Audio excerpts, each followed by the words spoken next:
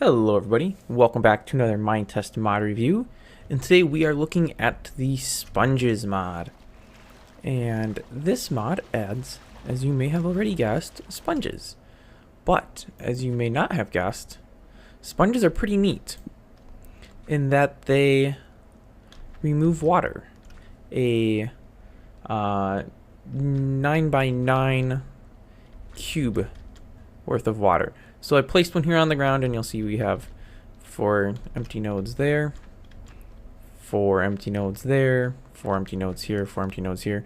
4 nodes above this sponge and 4 nodes below it will be removed of water. Now the reason that I went below water here to demo this is because sponges will naturally spawn, or naturally generated, might be a better way of phrasing it, underwater, -11 and below. And I sailed around in my little boat up here quite a bit, looking down into the murky darkness, and placed torches all over, and I was unable to find a single naturally occurring sponge, which was a wee smidgen disappointing, because I really wanted to. So instead I just kind of cheated a little bit and used the give me command. See, I'm running out of air. It's difficult to find these sponges, especially when you're dying because you have no air. So then you have to run back, swim back, I suppose, because we are underwater, to the safety of this little air vacuum. It's not an air vacuum, air bubble, I suppose. So there was none there. Now this plane is actually too high. This is, well, actually I think the floor might be -11.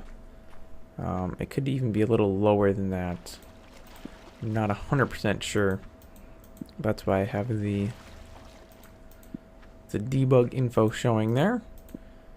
And I don't think we're gonna get to see a naturally occurring sponge in the sea floor here. Nope, not too likely. I'd probably be better off going up than swimming over.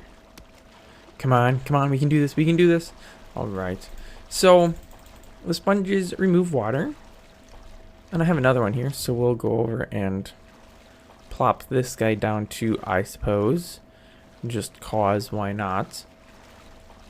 And these they're not craftable. So the only way you can get them is either cheating, like I just did, using the give me command, or by harvesting them from the seafloor. And let me go ahead and pop this one right there. We have a little wall of water that we need to walk through because I placed it a little too far over. So let's go ahead and dig this up and place it where it should have been placed. And oh no, it doesn't do anything. That's because they're single use. But worry not. Just like a real sponge, they can be dried out. So to dry out a soggy sponge, which let me just show you. A soggy sponge is when it's wet. If I had more, I could show you. You just throw it in a furnace and you dry it into a normal sponge. Now, I'm not sure what happens if I place this in an area that's not full of water. So let's place it right here and see what happens. That turned into a soggy sponge. That's unfortunate. I wanted to show the difference between a soggy and a non-soggy sponge. So I guess we'll just go back up here and we'll only throw one of those in the furnace. The difference is subtle. Like that's soggy and that one's not. Just a wee bit brighter on the non-soggy version. Now if we place this over in the corner here, this is far enough away where there was no water nearby, so it remained a sponge. Perfect. Let's take this sponge, because I don't know, I haven't tried this. Let's place it here. That turned into a soggy sponge, and it's created a little void of water around my around my little dock, making my dock almost useless, but not entirely. So now if we dig this one up, you'll notice it fills back up with water. And we have flowing water here because there wasn't enough surface area of sources to turn all that back into source water. One little thing I did just notice, and I don't know if it's supposed to happen this way or not. So we placed two, they're both soggy, right? And we've both taken up water. If we remove this one, okay, we got problems. This is still a relatively new mod, so this may get fixed in the future. But this sponge is only keeping a small area clear. And the reason for this is because when you dig a sponge, basically how this works. Let me start with a little background information. When you place one of these sponges, it does a quick little check to see if there is water nearby, and if there is water nearby, it places out some fake air nodes. It replaces the water with fake air, basically. Then when you dig a soggy sponge, just like that, it deletes a 9x9 area of said fake air. So you can place a soggy sponge underwater accidentally where you're placing your dry sponges, and if you dig it, the sponges to the sides of that sponge will have that area filled back in because you just dug a sponge and it just deletes that fake air without checking other sponges around it. Is it possible to make it work so it checks for other sponges? Sure, it probably is. Unfortunately, it probably opens it up to a few hacks, because you could technically then place soggy sponges underwater and delete them and not have them delete air that maybe shouldn't be existing. I don't know. I feel like that would probably not be very likely to ever happen. But you would almost have to maintain like an entire database of complicated stuffs just to achieve the effect. I don't know why it's so dark. I don't know why there's no sponges. Come on, people want to see some natural sponge. I don't know what these things spawn like. Do they spawn in giant clumps? Is it just one random sponge here and there? Have I accidentally walked past some sponge without even seeing it? The world will never know. Well, actually, that's kind of a lie. An easy way to check would be to make the sponges emit light. And we could find out very easily where they were. However, I'm not going to do that. And I'm pretty much going to say that they are extremely uncommon. At least at this specific portion in my map gen. I don't think it says anything. It just says they're quite rare. Found deep in the sea where it's dark, below -11. It doesn't say like they're only in a specific biome. So I would think that they should be found around here. Now, of course, maybe I need to dig some of the sand away to find them. I'm not sure. So, in summary, if you are looking for sponges, you may need, okay, here we go. You may need to do something a little different to keep yourself with some air, because you're down deep enough where you can't just do a quick dive to find it because they're not that common. And you can't really just do the torch trick to make an air pocket, because that'll only be one high and you need to be too high to breathe. So you need some other tricks. Some other tricksies up your sleeve. Such as this. Oh wait, this won't. Will this work? Can I place a torch on top of a torch? didn't want to do that. I wanted to place... Oh, come on, really? I can't put it... No, I cannot place a torch on top of a torch. So basically, I'm gonna die. Or not. Oh, I have some more torches over there and over there. And my boat sailed a little further than it should have. So that's that pretty much. Sponges for Minetest. Find some, use some, get some better method of collecting them. I don't have any good suggestions for how to do that because, as you saw, I didn't find any, and I didn't have any very good methods because I had to keep running back to some place where there was air that I could breathe.